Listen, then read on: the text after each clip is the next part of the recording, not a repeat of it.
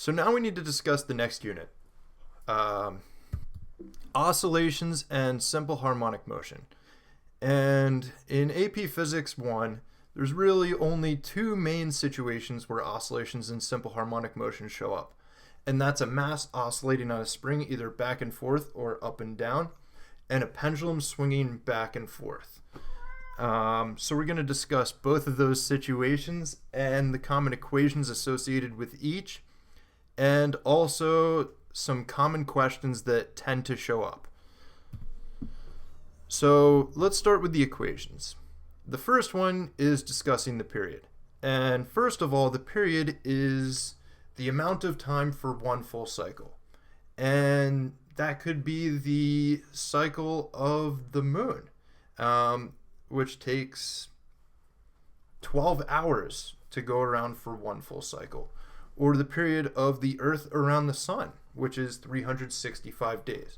So it's the amount of time for one full cycle. In physics, your standard unit is, again, for time, it's in seconds. Now I want to look at this equation. If you look at that last thing, period is equal to the inverse of frequency. And frequency is how often something is happening. So it makes sense that they're inverses of each other. If you're measuring the frequency of your car and it says 3,000 revolutions per minute, then the inverse, that 1 over 3,000, would be how much time it takes to do one revolution. So if you have a lot of revolutions per second, you're usually going to measure it in frequency. But if the oscillation is slower, you're usually going to measure the period. So frequency is just the inverse of the period. And period would then again be the inverse of the frequency. So if we actually look at that, the period of the Earth going around the sun, the period is 365 days. What would the frequency be? In that case, the frequency would be 1 divided by 365. And I wish I had my calculator. 1 divided by 365, that would be 0.003 hertz. Or it does 0.003 revolutions every day. So just be able to flip those over and know that the frequency is the inverse of the period and vice versa. How frequently are you doing one cycle versus how much time does it take to do, So period is how much time does it take to do one cycle, where frequency is how many cycles does it take in a given amount of time.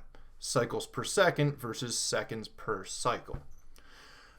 So now we need to also incorporate angular velocity. Keep in mind, if something's traveling around, it's traveling so many revolutions per second.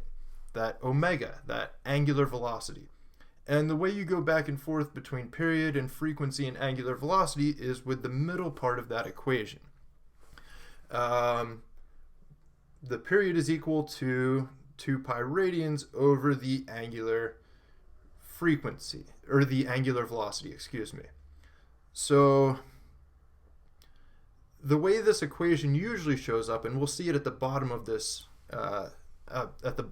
note page, is usually they lump those last two equations, 2 pi over omega equals 1 over f together, and they cross multiply, and they say 2 pi f equals the angular velocity. So if you know the frequency, you also can know the angular velocity. So now the second equation that you're going to talk about is, and we're going to go in depth on each of these equations after we go through this, discussing which each equation is first. But the second equation is the period of a spring oscillator. So anytime you have a mass oscillating back and forth on a spring, horizontally or vertically, the equation to figure out the period of one oscillation is 2 pi times the square root of mass divided by the spring constant. Remember, spring constant is the stiffness measured in newtons per meter, and m is the mass of the block that's oscillating. And the one thing to be careful when using that equation is make sure your square root includes the full mass divided by spring constant. If you have an old-fashioned calculator, I urge you to take mass divided by the spring constant. calculate it, and then take the square root of that new number and then multiply by 2 pi. Similarly, and nearly identically, is how we calculate the period of a pendulum. And it boils down to two variables. It's equal to 2 pi times the square root of the length of the pendulum measured in meters divided by gravity on the planet measured in meters per second squared. And the final equation is looking at the position as a function of time. And I know this equation looks very involved and bulky, but when we look at the page with this equation, it's going to make much more sense. There's really two things you have to be careful of. You need to make sure, is it sine or cosine? And you need to pay attention to whether it's positive or negative. So it's either going to be x equals positive or negative. Amplitude, A is amplitude, which is the largest distance it goes from the equilibrium position. So if a mass is oscillating back and forth, the amplitude would be from the equilibrium position to either the maximum or the maximum on this side as it goes back and forth. And it's equal to 2 pi ft. And that's where I pointed out in that top equation, 2 pi f is equal to omega. So if they ask you for angular velocity and they give you 2 pi f, you know that 2 pi f is equal to the angular velocity. And instead of cosine, that equation does sometimes show up as a sine 2 pi ft, but we'll discuss how to do that later. All right, so now we have a pendulum of length L oscillating back and forth from A to B to A to C to A to B. It could be you on a swing, it could be a mass on the end of a string, it could be any pendulum swinging back and forth. And again, a reminder that that equation is 2 pi times the square root of length over gravity. So we have a pendulum of length L, mass m, and on a planet with gravity g.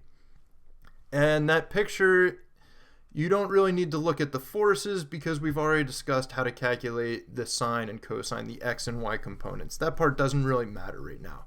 We're just going to focus on the period and how that's affected. So if we start at position C, and I'm going to swing back and forth, when does the period end? Keep in mind, period is the amount of time for one full cycle, so it has to oscillate all the way down to A, and then up to B, and then back at A, and then back to C. So it's when it returns back to its original position. If you're on a swing, it's when you get all the way back to where you started. So that one's pretty straightforward. It's the time for one full cycle. If we do it from position B, that's where you're in the forward motion of the swing.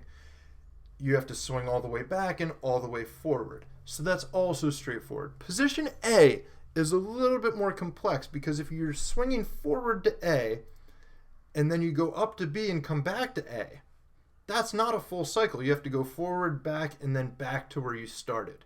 So basically, no matter what you're doing, you're still doing 1, 2, 3, 4 segments, or 1, 2, 3, 4 segments, or if you're starting position A, 1, 2, 3, 4 segments. A to C, C back to A to B, and B back to A.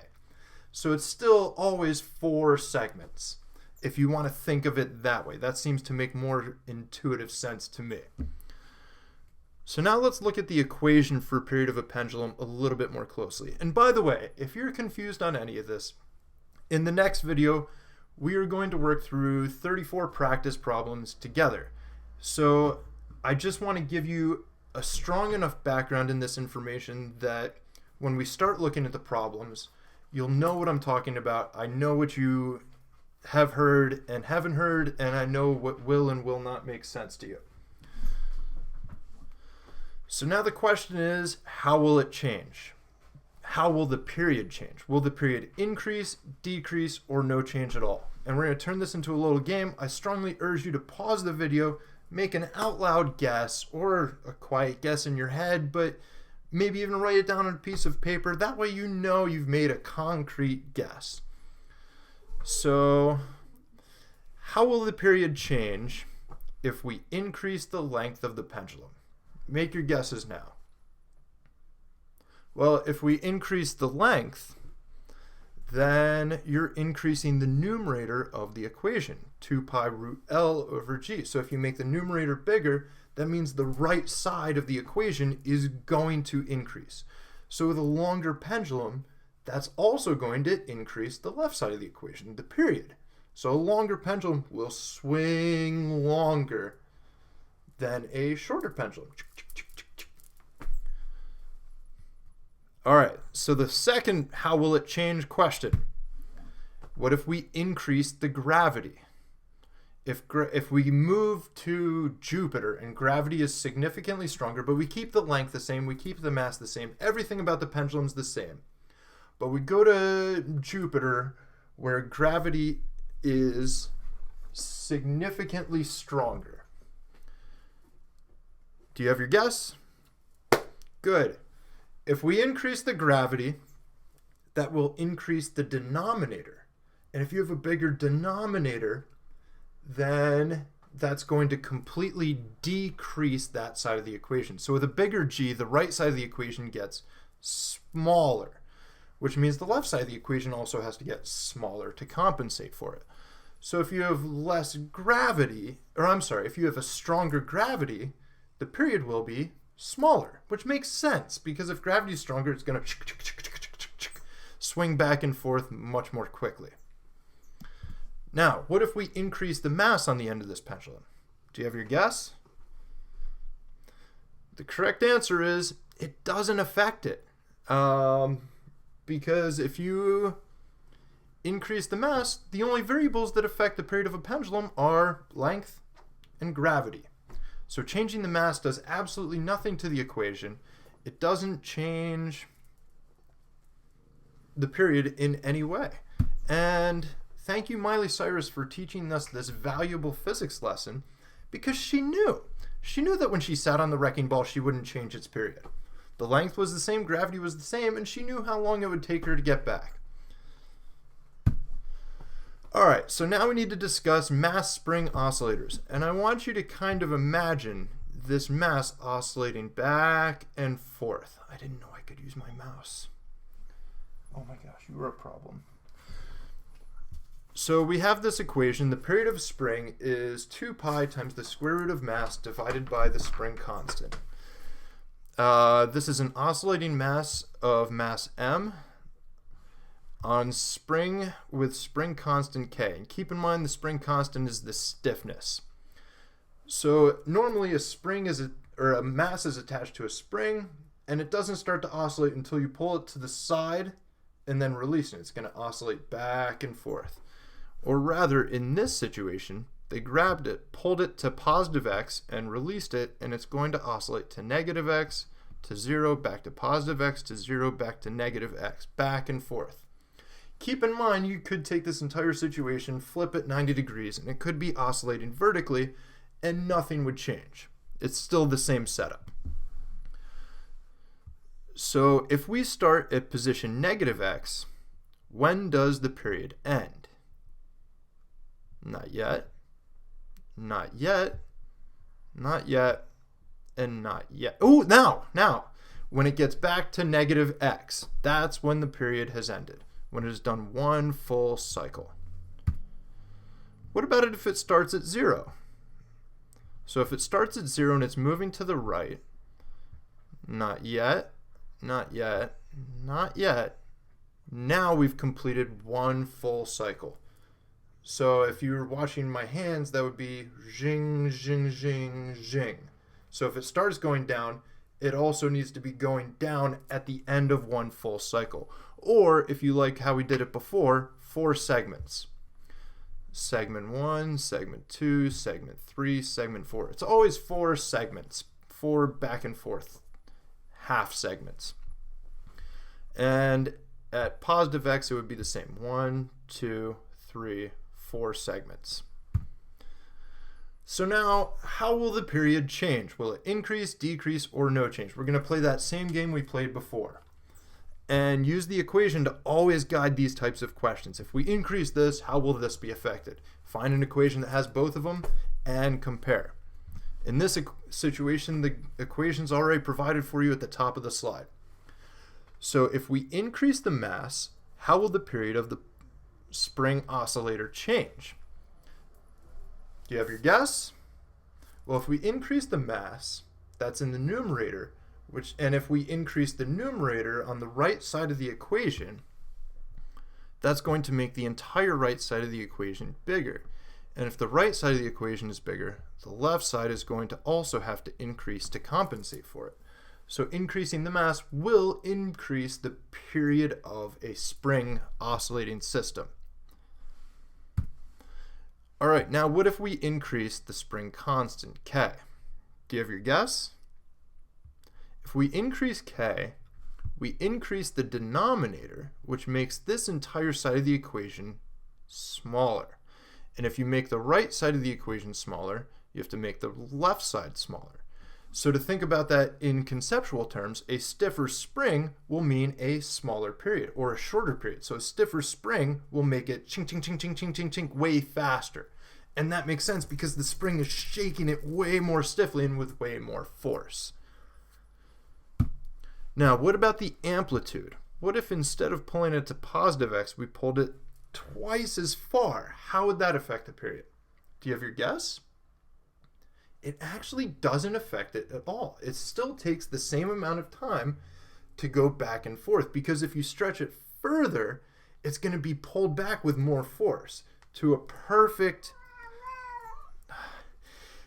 this perfect complementary system.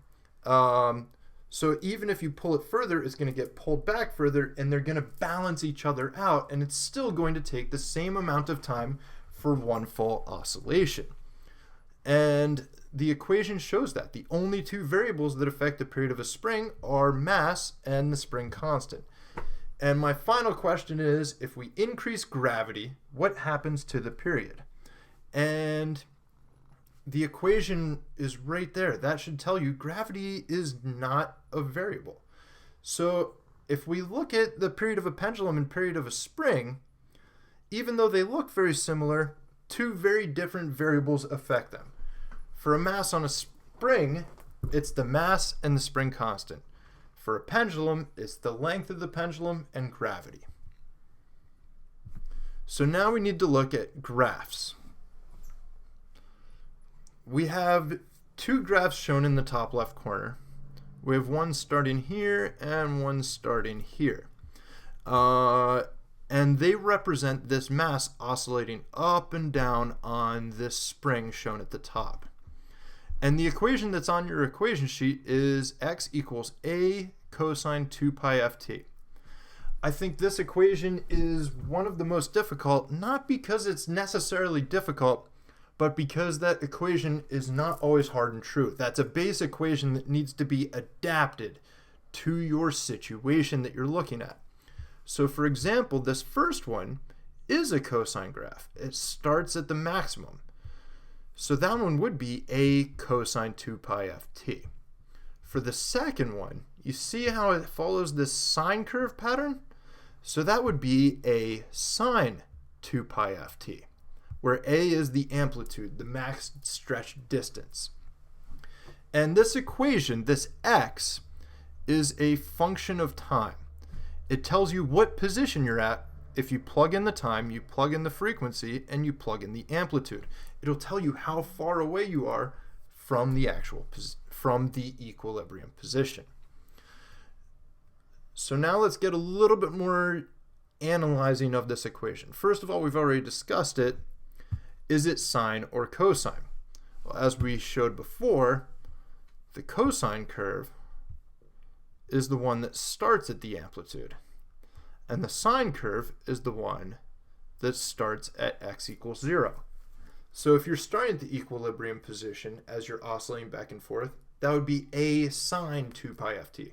If you're starting at a maximum or a minimum, it's going to be a cosine 2 pi ft. So you have to be careful of that before we get too far. And the next question we have is it positive or negative? Well, if we look at that cosine, that starts at a positive position. So if you plug in a positive a cosine 2 pi ft, that's reflected here, a cosine omega t. And remember, omega is equal to 2 pi f. So sometimes this equation will just look like omega t. So it doesn't matter if it's 2 pi f or omega, the equation is still the same. And this is positive a cosine, and this is negative a. And all they do is take that and flip it over. So if it's a normal cosine, it's positive cosine. If it's flipped, you're starting at the minimum, that's negative a cosine 2 pi ft, which is shown here. So let's look at this and how it relates to sine curves, which is very similar. We just take that positive sine curve and flip it vertically.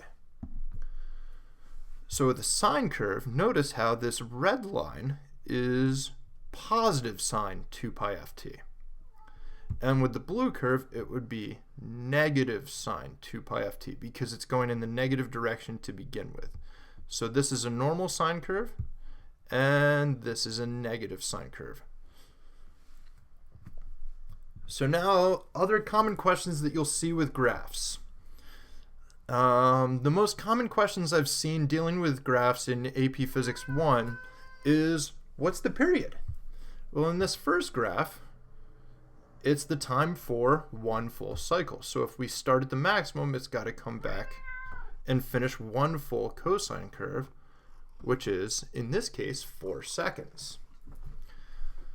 For the second graph, it would be the amount of time for one full sine curve, which is also 4 seconds. And that makes sense because they are the same graph. You got to stay down, man. All right, what is the amplitude? Remember, amplitude is the largest distance from the equilibrium position. So in this case, it's right here. If you draw a horizontal line across, the max amplitude is 0.2 meters. That's how far it gets from the equilibrium position. On the sine graph, it's the same. You find where the maximum is, which occurs at 1 second and 5 seconds, and you draw a horizontal line to see what the maximum amplitude is. In this case, 0.2 meters. And then the other common question is, what is the position at time t? So if I gave you with this top graph and I said, well, what's the position at 6 seconds? So you would look at the graph, you would find 6 seconds, and you would come down here and you would see what position it's actually at. And it's at negative 0.2 meters. And we could have done this with, no, we couldn't. Negative 0.2 meters. And for the second graph, if I asked you, what's the position at time equals 6 seconds? In the second graph, the position at time equals 6. Well, here's 6 seconds. The position is 0, so it's at the equilibrium position. And the other question would be, what's the angular velocity? And remember, the angular velocity is 2 pi f.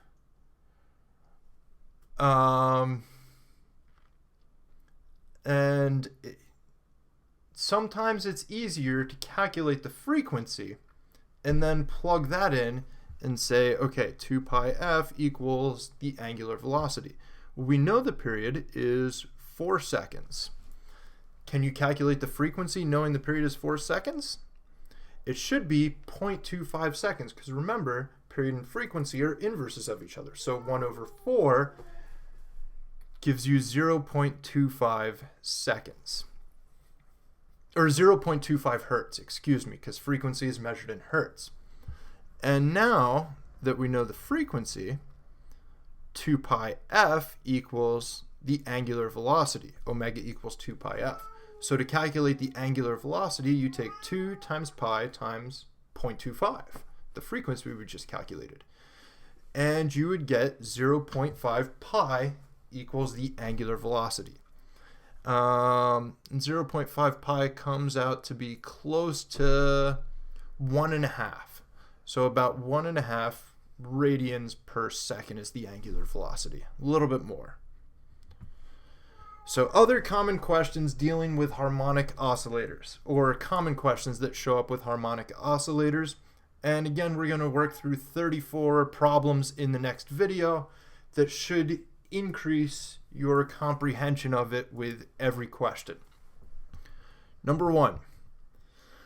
How do different variations affect the period for springs and pendulums? So like we did before, if we double the length, what happens to the period?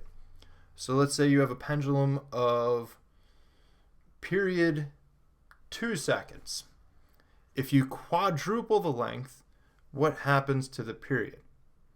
And if you work through that, you'll actually find that quadrupling the length doubles the period, because it's inside the square root. Whatever you do to it gets square rooted. So the square root of 4 times is going to give you double. I don't want you to get bogged down or intimidated by that, but that's the type of problem we'll be taking more time with and working through in the next video. How does changing the mass affect the period? How does changing the spring constant affect the period? If we quadruple the spring constant, what is the new period? So that's the most common type of question I see. The next type of question is, where are the minima and maxima? So with the spring oscillator, where is kinetic energy at a maximum? Where is kinetic energy at a minimum?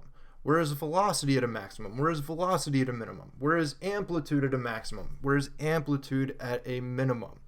And similarly for pendulums, kinetic energy and velocity would be at a max at position A, and kinetic energy and velocity would be 0 at positions B and C. And similarly, the opposite would be true. Amplitude is greatest at position B. So now, the next type of question is all about the position time graphs. And again, those 2 rules that we discussed are the ones that matter. Is it cosine or is it sine? Is it positive or is it negative? So you have to pay close attention to if it's sine or cosine. Does it start at the max or minimum? Does it start at max amplitude or does it start at the equilibrium position? Is it positive or negative? Is it a normal cosine or is it a negative cosine? Is it a normal sine or is it a negative sine? You have to be really careful on those. What is the period? What's the frequency? Again, we already worked through those and we're going to work way more in depth in the next video. The next question is energy time graphs. So they'll just ask you to make an energy versus time graph, which is either going to be a curve up, a curve down, or a straight line if they're talking about the total energy. But we will work in depth on those in the next video.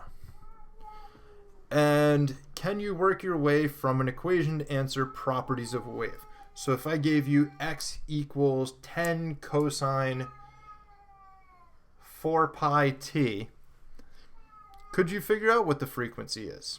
Could you figure out what the amplitude is? And that's pretty much it for harmonic oscillators. Thank you for sticking with me, and I hope you come back to work through the practice problems in the next video. Bye.